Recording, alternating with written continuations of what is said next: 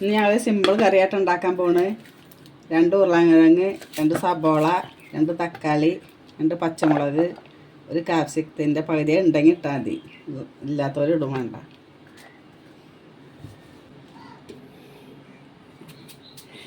രണ്ട് ഉരുളക്കിഴങ്ങ് ഇതങ്ങനെ കഷ്ണം വെട്ടുക. എല്ലാം ചെറുതാക്കണ്ട കേട്ടോ. ഇതുപോലെ കഷ്ണം വെട്ടിയിട്ട് കൊണ്ട് മാറ്റി വെക്കുക. പിന്നെ 2 പച്ചമുളകാണ് എടുത്തേക്കണത്.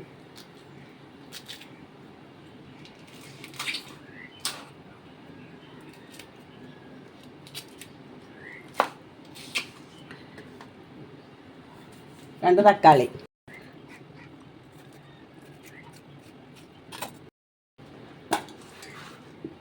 ഉരുളൻകിഴങ്ങ്, പച്ചമുളക്, തക്കാളി, പാകത്തിന് വെള്ളം,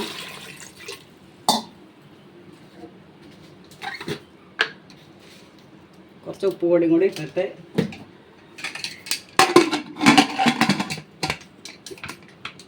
കുക്കർ അടച്ച് ഗ്യാസ് വെക്കാം.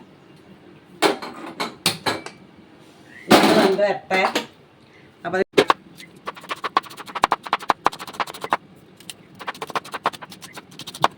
പകുതി എടുത്തിട്ട് കേട്ടോ. അത് ഉള്ളവരെടുത്താൽ മതി, നിർബന്ധമൊന്നുമില്ല.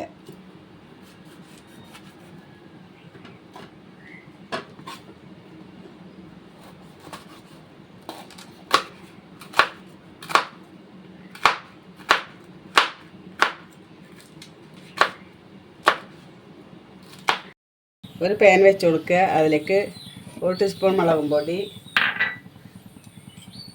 1.5 ടീസ്പൂണ് മല്ലിപ്പൊടി, 1/2 ടീസ്പൂൺ മഞ്ഞൾപ്പൊടി, 1/2 ടീസ്പൂൺ കുരുമുളക്, 1/2 ടീസ്പൂൺ ഗരം മസാല. നന്നായി ഇളക്കി കൊടുക്കുക.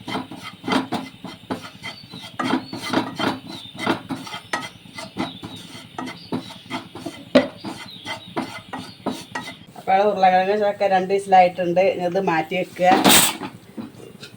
ഈ പാനിലോട്ടാണ് കറി വെക്കുന്നത്.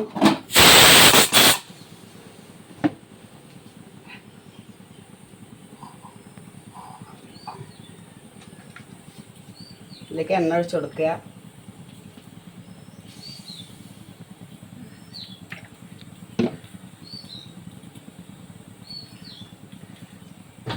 പട്ട, ഗ്രാമ്പു, ഏലക്കായ ഇട്ട് കൊടുക്കുക.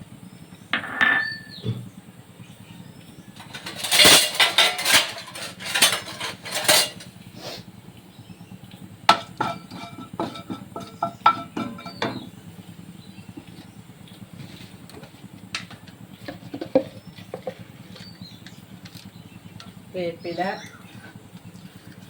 സബോള ഇട്ട് കൊടുക്കുക.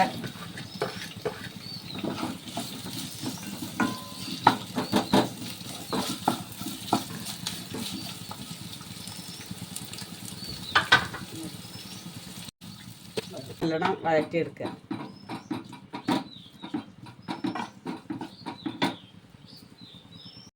ചിക്കൻ കൊടുക്കുക. കുറച്ച് സ്പ്രിംഗ് ഓണിയൻ ഇട്ടുണ്ടെങ്കിൽ മാത്രം ഇട്ട് കൊടുത്താൽ മതി.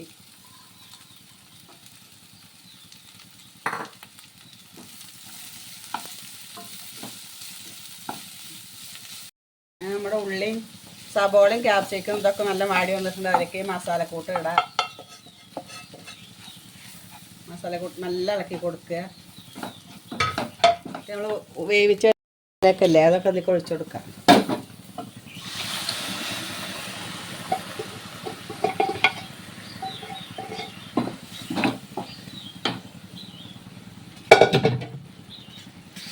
പാകത്തിന് ഉപ്പിട്ട് കൊടുക്കാം.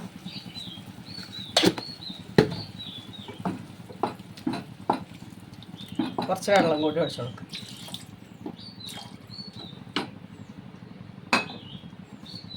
അതിൽ നല്ലോണം ഒന്ന് വേവട്ടെ. വേവാനുമില്ല, എന്നാലും മസാലയൊക്കെ ഒന്ന് അതിൻ്റെ പച്ചമണമൊക്കെ ഒന്ന് പോകാൻ വേണ്ടിയിട്ട് ഒന്ന് നല്ല തിളച്ച് വേവട്ടെ. ഇത് നല്ല സിമ്പിളായിട്ട് ഉണ്ടാക്കാൻ പറ്റിയ കറി കേട്ടോ. ചോറിലേക്കും ചപ്പാത്തിയിലേക്കും ഒക്കെ ഉപയോഗിക്കാം. ചോറിലേക്ക് ചപ്പാത്തിലേക്കൊക്കെ നമുക്ക് കൂട്ടാം. നല്ല ടേസ്റ്റുള്ള കറിയാണ്.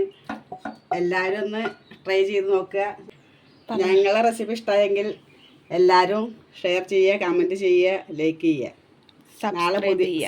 നാളെ പുതിയൊരു വീഡിയോയിൽ ഞങ്ങൾ വീണ്ടും വരാം. ബായ്.